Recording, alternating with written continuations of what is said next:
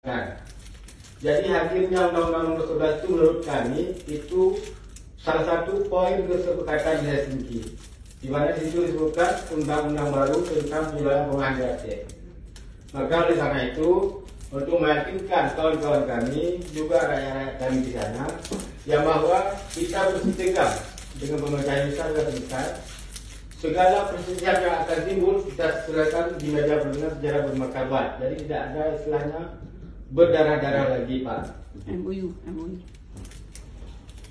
Oleh karena itu, di poin tersebut, di dalam MOU Helsinki tersebut banyak poin-poin yang harus kita pemerintah Indonesia wujudkan sebagaimana yang sudah kita janjikan di dalam perundingan. Maka besar harapan kami, jangan gara-gara satu masalah pilkada jadi rusak semuanya.